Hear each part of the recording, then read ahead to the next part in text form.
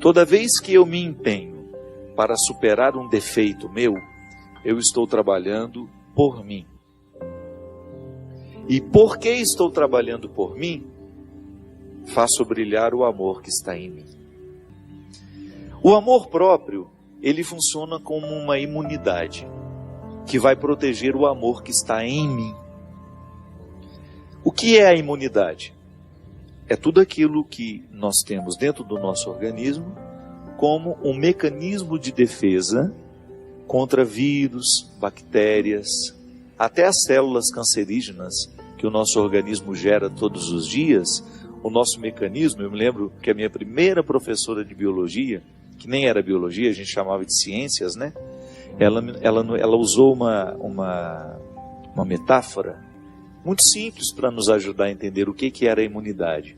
Era um bando de soldadinhos que corriam com suas armas para matar os vírus, as bactérias, as células cancerígenas que estavam ameaçando o nosso organismo. O amor próprio tem a mesma função. Cria uma imunidade. Isto é, cria uma barreira para que nada nem ninguém venha ameaçar o amor que está em mim. Bonito isso, não é? Onde existe uma criatura, lá está o amor do Criador. São Francisco de Assis compreendeu isso com tanta profundidade que ele começou a perceber o amor em si, até nas plantas, nos animais. Em todas as realidades, Francisco de Assis percebia o amor em si, o amor de Deus.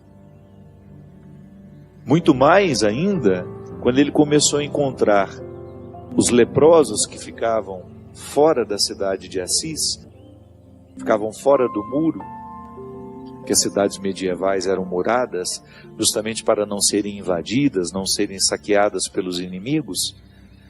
Então os leprosos ficavam do lado de fora desses muros.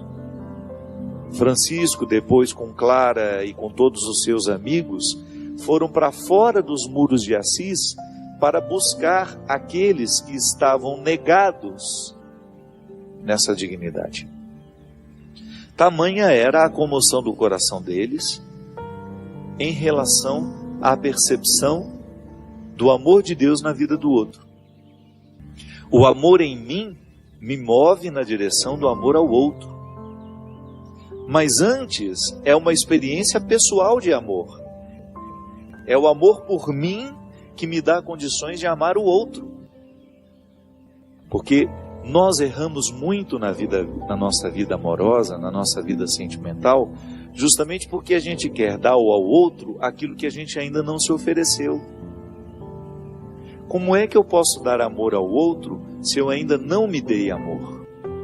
Como é que eu posso cuidar de alguém se eu ainda não cuidei de mim? Como é que eu vou oferecer confiança ao outro se eu ainda não confio em mim? Se eu ainda não arregimentei dentro de mim essa confiança que me dá condições de lidar de maneira madura com o outro. Então, minha gente, se eu não trato esse amor por mim, no meu dia a dia, no próprio reconhecimento do amor de Deus em mim, eu me recordando diariamente que eu sou um território sagrado, que eu não posso ser banalizado, que o outro não tem o direito de vir saquear as minhas riquezas. Então é este amor por nós que vai fortalecendo essa nossa imunidade para que a gente tenha condições de viver relacionamentos mais maduros, mais duradouros, mais saudáveis e que estabelecem confiança. É por isso que quando nós anunciamos o Evangelho, a primeira coisa que nós precisamos falar para as pessoas é sobre o amor de Deus. Se você pegar uma estrutura querigmática, que é de primeiro anúncio, se você pegar uma pregação que queira ser querigmática, qual que é o primeiro passo dessa pregação? Contar ao outro que Deus nos ama. Anunciar ao outro que Deus é amor. Contar aos que não sabem, recordar aos que estão esquecidos. Deus nos ama. Sem essa compreensão, minha gente, nós não vamos a lugar nenhum. Não existe conversão. É o primeiro passo de todo o processo de conversão, é a gente assumir na nossa vida a certeza do amor de Deus por nós. Aí você pode dizer, padre, mas eu sou tão miserável. Se o Senhor conhecesse os pecados que eu pratico todos os dias, justamente. Todos nós precisamos ouvir diariamente esse anúncio querigmático, porque todos nós somos pecadores. E o pecado é justamente uma realidade que vai dificultando a nossa percepção do amor de Deus em nós. Uma pessoa que estraga a sua vida nos erros, nas drogas, na prostituição, na mentira, na injustiça e por aí vai, ela está ocultando o amor de Deus nela. Não é que Deus deixou de amar, não. É que ela deixou de perceber que é amada. O que é pior nessa vida? É justamente a gente esquecer que Deus nos ama. Causa um prejuízo terrível. É a temática daquele livro que está aqui. Foi assim que eu comecei. O Discípulo da Madrugada. O Discípulo da Madrugada foi um livro que eu escrevi ao longo da minha vida. E sabe como que ele começou a ganhar o corpo? Porque antes de um livro virar esse monte de página, ele fica na cabeça da gente, né? Engraçado, parece que tudo vai desencadeando o livro. Os encontros, as pregações que você vai fazendo, parece que Deus vai te perseguindo ali, para você poder formatar as ideias dentro de você e você ter condições de depois escrever. Porque é impressionante, minha gente. Isso aqui faz diferença na vida de uma pessoa. Um livro. Porque ele entra na nossa cabeça e ele vai morar no coração da gente.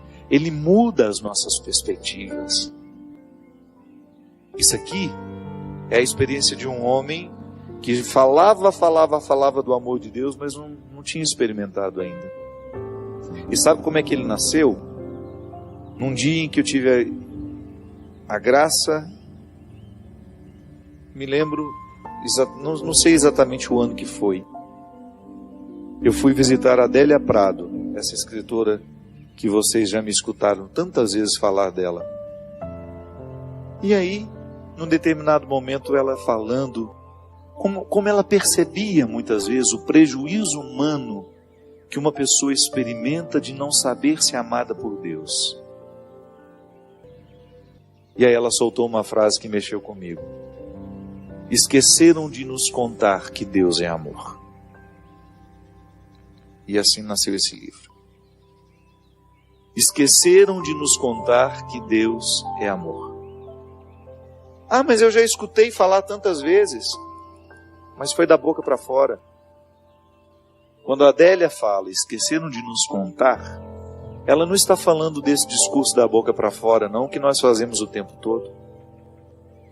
Esqueceram de nos contar com a vida. Esqueceram de nos contar com os exemplos. Sim, porque quando nós não recolhemos o outro que precisa de nós, nós não estamos contando a ele que Deus é amor. Não adianta eu passar e dizer a ele, Deus ama você, meu irmão, mas não estendo a mão, não faço alguma coisa por ele. E muitos de nós somos esse discípulo da madrugada que precisa fazer esse itinerário de superação.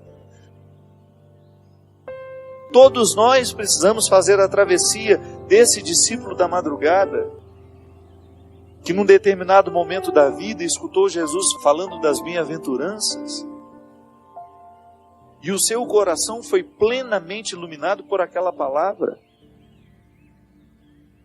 Porque o discípulo da madrugada é um homem religioso que descobre no meio do caminho que não é religioso coisa nenhuma. Só está vivendo as hipocrisias da fé. E a melhor maneira, minha gente, que nós temos de recrutar pessoas é a gente tendo coragem de dizer a elas que nós temos hipocrisias religiosas, sim. Aí eles percebem que nós estamos lidando com a verdade. O que expulsa as pessoas da igreja não é quando nós somos heréticos, não. Quando nós falamos algumas bobagens, não. O que expulsa os outros da igreja é quando nós não somos capazes de testemunhar a nossa fé com as atitudes. A nossa perdição não está no discurso. A nossa perdição está justamente no momento que nós não agimos conforme o Evangelho.